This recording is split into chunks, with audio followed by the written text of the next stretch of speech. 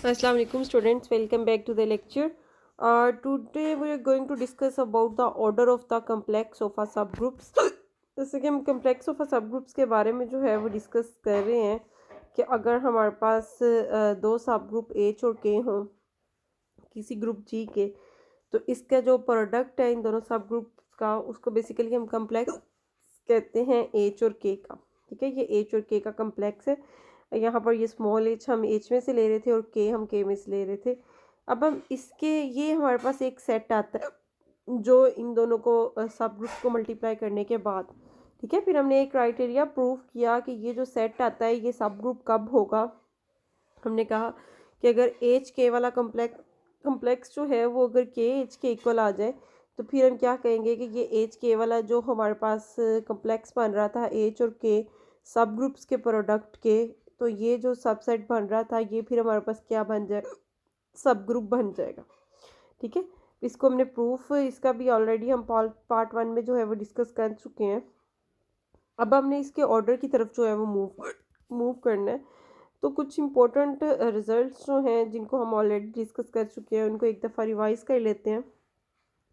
इसमें पहला तो ये है कि order of an element of a finite group, किसी भी फाइनाइट ग्रुप में जो एलिमेंट्स का ऑर्डर होता है वो डिवाइड कर रहा होता है ग्रुप के ऑर्डर को। ठीक है, मतलब एलिमेंट्स के जो ऑर्डर जो होते हैं वो क्या कर रहे होते हैं, ग्रुप के ऑर्डर को डिवाइड कर रहे होते हैं। दूसरी बात हम ये भी पढ़ चुके हैं कि अगर हमारे पास कोई प्राइम ऑर्डर का ग्रुप है तो उसका कोई भी नॉन ट्रिवियल सब ग्रुप नहीं होता, क्योंकि बेसिकली हमने कहा था कि जो ग्रुप का ऑर्डर होता है, ग्रुप के ऑर्डर के जो डिवाइजर्स होते हैं वो उसी ऑर्डर के जो है वो सब ग्रुप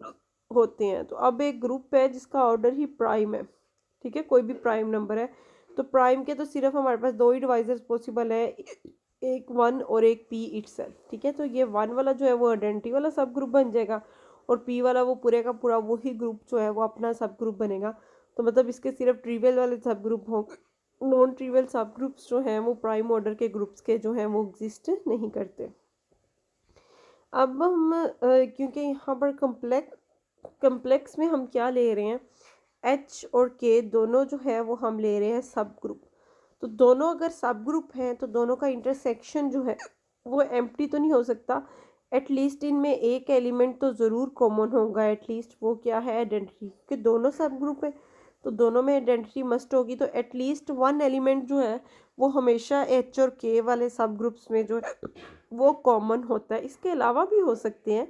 लेकिन एटलीस्ट वन की कंडीशन जो है वो मस्ट है कि हमेशा इनका इंटरसेक्शन जो है वो नॉन एम्प्टी आता है, एटलीस्ट आइडेंटिटी एलिमेंट जो है वो तो मस्ट है कि इन दोनों में क्या होगा, कॉमन होगा। अब ये दोनों फाइनाइट सब ग्रुप हैं ग्रुप जी के, और हमने क्या कहा कि अगर इनका ऑर्डर जो है वो रिलेटिवली प्राइम है, ठीक है, अगर ये रिलेटिवली प्राइम ऑर्डर के हैं तो फिर एग्जैक्टली वन एलिमेंट ही कॉमन होगा। पहले हमने क्या कहा कि अगर ये एच और के दोनों हम कह रहे थे एच भी सब ग्रुप है और के भी, ये दोनों हमारे पास क्या है, सब ग्रुप है जी के, तो इनका जो इंटरसेक्शन है वो हमेशा वो क्या होना है, नॉन एम्प्टी होना है। ठीक है, ये कभी भी हमारे पास जो है वो हमेशा ये क्या होगा, नॉन एम्प्टी होगा, एम्प्टी कभी भी नहीं हो सकता इनका इंटरसेक्शन। अब अगर इन दोनों सब ग्रुप्स का ऑर्डर जो है वो रिलेटिवली प्राइम है, मतलब एच का और के का रिलेटिवली को प्राइम है, मतलब इनके ऑर्डर्स का जीसीडी 1 है,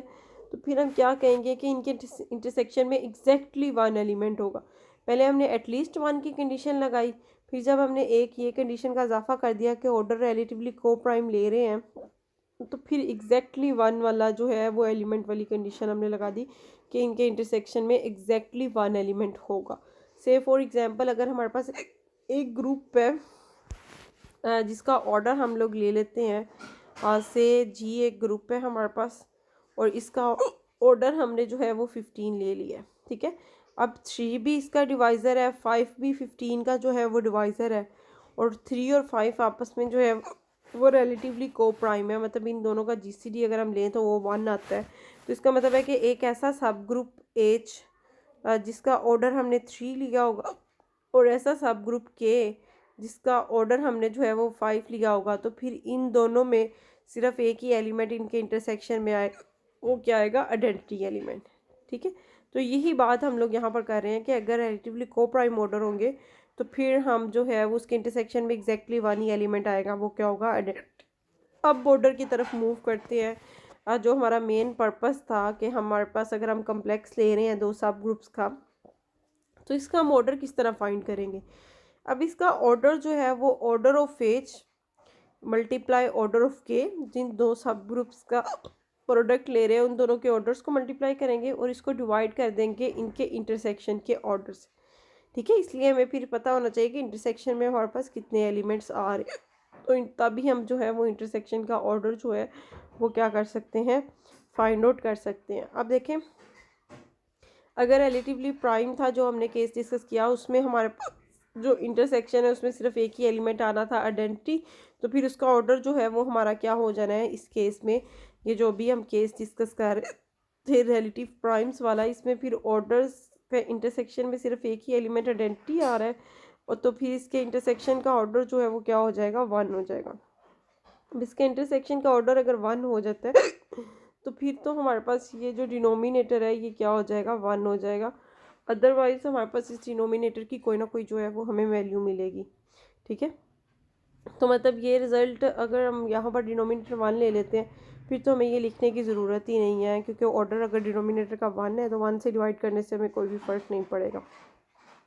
अब न्यूमिनेटर का फिर हम सिंपली ऑर्डर्स को मल्टीप्लाई कर देंगे, लेकिन अगर इनके इंटरसेक्शन में आइडेंटिटी के अलावा कुछ एलिमेंट्स आ रहे हैं तो फिर उसके इंटरसेक्शन का ऑर्डर जो है वो इम्पोर्टेंट है, उसको हमें उसकी ज़रूरत पड़ेगी। अब इसका जो है वो प्रूफ की तरफ मूव करते हैं। लेट हमने कर लिया कि डी एक और हमने सेट जो है वो कंसीडर कर लिया जो कि एच और के का इंटरसेक्शन लेने के बाद आ रहा है। ठीक है, अब एच भी चूँकि सब ग्रुप है, के भी सब ग्रुप है, और दो सब ग्रुप्स का इंटरसेक्शन जो है वो भी हमेशा जो है वो एक सब ग्रुप ही होता है। इसका मतलब है कि ये डी भी फिर हमारा क्या हो गया है, सब ग्रुप हो गया है। और since for each element in K we can define a right coset of H intersection K in के, तो फिर हम जो है वो राइट कोसेट जो है वो डिफाइन कर सकते हैं, क्योंकि ये सब ग्रुप हो गया है किसका, के का। हमने कहा कि ये यहाँ पर सब ग्रुप है, तो यहाँ से फिर इसकी हेल्प से हम जो है वो राइट कोसेट्स जो हैं वो डिफाइन कर सकते हैं। ठीक है, और हमें कोसेट्स की एक प्रॉपर्टी का पता है कि अगर हम उन सब का यूनियन लें तो ये हमारे पास इक्वलेंसीज क्लासेस बन जाती हैं, जैसे हम ऑलरेडी डिस्कस कर चुके हैं, और इसका जो यूनियन है वो पूरे का पूरा वही सेट जो है वो के बन जाएगा। अच्छा, यहाँ पर नंबर ऑफ डिस्टिंक्ट कोसेट्स जो हैं वो हमने लिए हैं, वो हमने टी ले लिए, और हमें पता है कि जो डिस्टिंक्ट कोसेट्स हैं ये बेसिकली उस जिसके हम सब ग्रुप के कोसेट्स ले रहे होते हैं, ये उसको जो है वो उस ग्रुप को क्या कर देते हैं, डिवाइड कर देते हैं पार्ट्स में। ठीक है, और ये इक्वलेंस क्लासेस जो है वो बन जाती हैं हमारे पास के इनका हम पूरा यूनियन अगर लें, पार्टीशन ये इस तरह से करते हैं कि अगर हम इनका यूनियन लें तो वो पूरे का पूरा सेट हमारे पास बन जाता है, और इनका इंटरसेक्शन जो है वो हम लोग क्या लेते हैं, एम्प्टी लेते हैं, क्योंकि हम ये यहाँ पर सारे जो है वो डिस्टिंक्ट कोसेट्स जो हैं वो ले रहे हैं डी के बाय के रिस्पेक्ट से जो है, और कितने नंबर हमने कितने लिए हैं, टी, मतलब ये K1 K2 K3 और K तक हमने वो टी कोसेट्स जो हैं वो ले लिए हैं। अब लैग्रांज थ्योरम हमें क्या बताता है, लैग्रांज थ्योरम हमें ये बताता है कि जो ग्रुप का ऑर्डर है, ठीक है, और जो हमारे पास नंबर ऑफ कोसेट्स हैं, और जो नंबर ऑफ जो ऑर्डर होता है सब ग्रुप का, वो क्या करता है, डिवाइड करता है ग्रुप के ऑर्डर को। बेसिकली लैग्रांज थ्योरम की स्टेटमेंट हमारे पास कुछ इस तरह से बनती है कि जो जी अगर हमारे पास ग्रुप है, ये हमारे पास इसका ऑर्डर जो है वो किसके इक्वल आता है, सब ग्रुप के ऑर्डर, और उसको हम मल्टीप्लाई करते हैं जो कोसेट्स, मतलब वो हमारे पास बनता है इंडेक्स, जो एज का हमारे पास जो है जी में जो हमारे पास इंडेक्स बनेगा एज का, ये चीज़ ये नंबर ऑफ डिस्टिंक्ट कोसेट्स के इक्वल होता है। अब ये नंबर ऑफ डिस्टिंक्ट कोसेट्स अब हमें फाइंड आउट करने हैं, तो जो ग्रुप हम कंसीडर कर रहे हैं वो यहाँ पर हम के को कर रहे हैं, और जो सब ग्रुप हम यहाँ पर कंसीडर कर रहे हैं वो हम डी को कर रहे हैं। ठीक है, तो ये सब ग्रुप का ऑर्डर फिर इधर आके हमारे पास क्या हो जाएगा, डिवाइड हो जाएगा, तो ये नंबर ऑफ डिस्टिंक्ट कोसेट्स जो हैं वो हमारे पास आ जाएंगे। ठीक है, अब ग्रुप यहाँ पर के ट्रीट हो रहा है, डी एज अ सब ग्रुप ट्रीट हो रहा है, और जितने हमने डिस्टिंक्ट कोसेट्स लिए हैं वो कितने लिए हैं, टी लिए हैं हमने, तो फिर यहाँ पर फिर हम ये के जी के प्लेस पे आ गया, और इस एज के प्लेस पे हमारे पास डी आ गया, और ये इधर आके हमारे पास क्या हो जाएगा, डिवाइड हो जाएगा, तो ये हमारा किसके इक्वल आ जाएगा, टी के, क्योंकि डिस्टिंक्ट कोसेट्स हमने यहाँ पर टी लिए हुए हैं। ठीक है, तो ये हमने लैग्रांज थ्योरम से ये स्टेटमेंट जो है वो लिख ली। यहाँ पर हमें डी का पता है कि ये किसके इक्वल है, हमारा एच इंटरसेक्शन के इक्वल है। अब डी अगर एच इंटरसेक्शन के इक्वल है तो फिर हमारे पास के की वैल्यू यहाँ पर हमने क्या ले लिया, ये यूनियन ले लिया। ठीक है, यूनियन इसको कम्पैक्ट फॉर्म में भी हम लिख सकते हैं, union I is equal to 1 to T I पे हमने वेरिएशन दे दी है के की, 1 से लेकर टी तक, ये 1 2 3 और ये टी तक हमारे पास वैल्यूज़ आ रही थी। इसका एज के साथ हमने क्या ले लिया है, प्रोडक्ट ले लिया है इस के का। ठीक है, अब हमें पता है क्योंकि ए डी जो है वो एच इंटरसेक्शन के इक्वल है। ठीक है, डी अगर हमारा एच इंटरसेक्शन के इक्वल है तो इसका मतलब है डी हमारा जो है वो एच का सबसेट भी है और के का भी सबसेट है। ऐसे ही दोनों के अंदर जो है ये डी कंटेन कर रहा है। अब यहाँ पर हम सिंपली सिर्फ ये कह रहे हैं कि डी हमारा जो है वो एच का सबसेट है। अगर डी हमारा एच का सबसेट है तो फिर एच डी जो है वो हमारा किसके इक्वल आएगा, एच के। ठीक है, तो ये हमारे पास प्रॉपर्टी जो है, जैसा कि हम कोसेट में कहते थे कि अगर हम कोसेट की डिफाइनिंग में ए एलिमेंट लेते थे जी में से और ये ए एच वाला हम कोसेट फाइंड करते थे, एच यहाँ पर हमने सब ग्रुप लिया होता था जी का। हम कहते थे अगर ये वाला ए वाला एलिमेंट जो है ये एच में से ही आ जाए तो फिर ये ए एच जो है वो हमारा एच के इक्वल ही आ जाता है। ठीक है, तो यही प्रॉपर्टी हम यहाँ पर यूज़ करने जा रहे हैं कि डी अगर हमारा एच का सबसेट है तो फिर एच डी जो है वो हमारा किसके इक्वल आ जाएगा, एच के। ठीक है, अब एच डी अगर हमारा एच के इक्वल आ जाएगा तो फिर हम एच के की जो वैल्यूज़ ले रहे थे उसको ज़रा देख लेते हैं कि वो हमारे पास क्या आ रही थी। यहाँ पर ये हम ले रहे थे एच के की वैल्यू एच और ये यूनियन के साथ जो है ये हमारे पास चीज़ आ रही थी। अब इसमें एक तो ये एच डी आता जा रहा था, उसकी प्लेस पे सिंपली एच आ गया और सिर्फ वेरिएशन हमारे पास किसकी आ गई है, के की, क्योंकि ये जो एच और ये डी का जो प्रोडक्ट था ये तो हमारा एच के इक्वल आ गया। सिंपली हमारे पास एच के 1 एच के 2 अप टू सोन ये एच के टी अब हमारे पास जो है वो आ गए। ठीक है, अब नंबर ऑफ़ टू हमें पता है कि नंबर ऑफ़ लेफ़्ट और राइट कोसेट्स जो हैं वो हमारे पास जो है वो क्या होते हैं,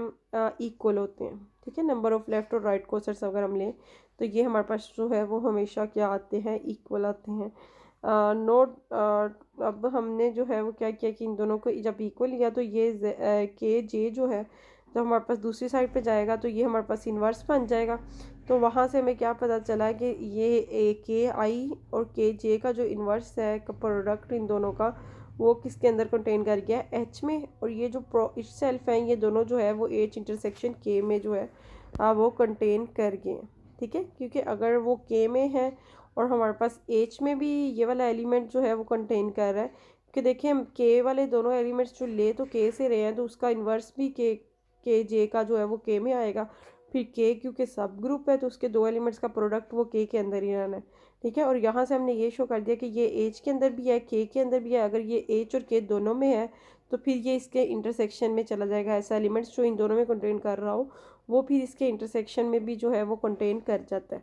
ठीक है, और हमने यहाँ पर इंटरसेक्शन जो है वो डी लिया हुआ है, इसका मतलब है कि ये डी के अंदर कंटेन कर गया है। अगर ये डी में कंटेन कर गया है तो फिर यहाँ से फिर हमें क्या पता चला कि डी के आई जो है वो डी के जे के जो है वो हमारा क्या हो जाएगा, दोनों ये साइड्स हमारी जो है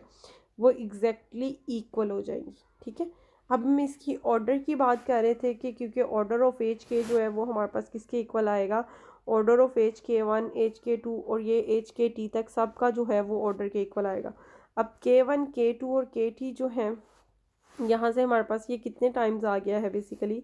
और ये हमारे पास आ गया है एच के 1 जो है ये भी हमारा एच के इक्वल आ गया, एच के 2 ये भी हमारा एच के इक्वल आ गया, एच के टी ये भी हमारा एच के इक्वल आ गया।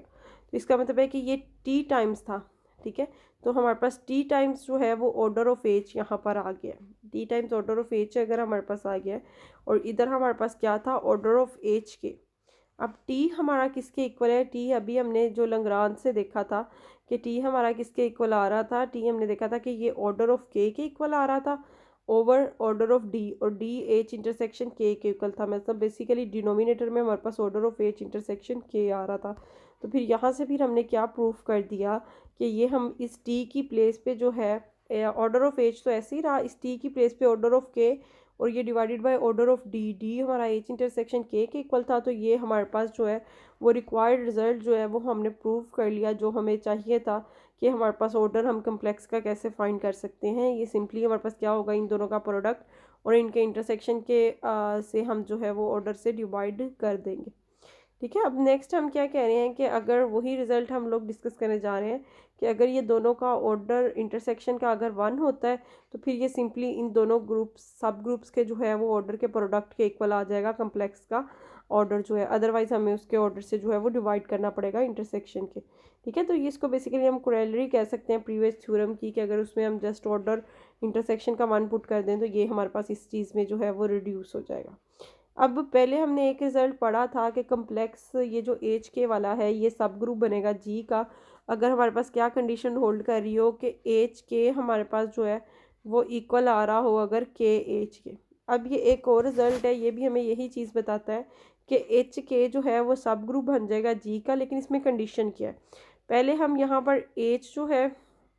एच वाला जो है इसको भी हम ले रहे थे सब ग्रुप ले रहे थे किसका, जी का, और जो के वाला सेट है इसको भी हम ले रहे थे सब ग्रुप जी का। अब हम यहाँ पर एच को नॉर्मल सब ग्रुप ले रहे हैं और के को सब ग्रुप ले रहे हैं, मतलब एक अगर नॉर्मल एच वाला हो और के हमारे पास सब ग्रुप हो तो फिर हम क्या कहते हैं कि इसका जो प्रोडक्ट है फिर ये सब ग्रुप बन जाएगा जी का। ठीक है, तो ये सेकंड हमारे पास जो है वो रिज़ल्ट मिल गया, जिससे हमें पता चल सकता है कि एच के जो है वो सब ग्रुप बना रहा है जी का। इसमें हमने के को जो है वो से सपोज कर लिया कि के हमारे पास नॉर्मल सब ग्रुप है जी का, और ए और बी हमने 2 एलिमेंट्स जो हैं वो इसमें से ले लिए हैं एच के में से, जिसको हमने सब ग्रुप शो करना है। ठीक है, अब ए और बी दोनों एलिमेंट्स अगर उसमें से ये H1 K1 की फॉर्म में, इसी तरह यहाँ पर H2 K1 की K2 की फॉर्म में, इनका अब जो प्रोडक्ट है सबसे पहले उसको हम शो करवा देते हैं कि प्रोडक्ट हमारा जो है वो एच के में, जैसे हमने पहले सब ग्रुप के लिए शो किया तो उसी तरह बिल्कुल हम यहाँ पर भी यूज़ करेंगे। बस यहाँ पर हम नॉर्मल वाली कंडीशन जो है वो यूज़ कर लेंगे कि यहाँ पर वो यूज़ हो रही है हमारे पास।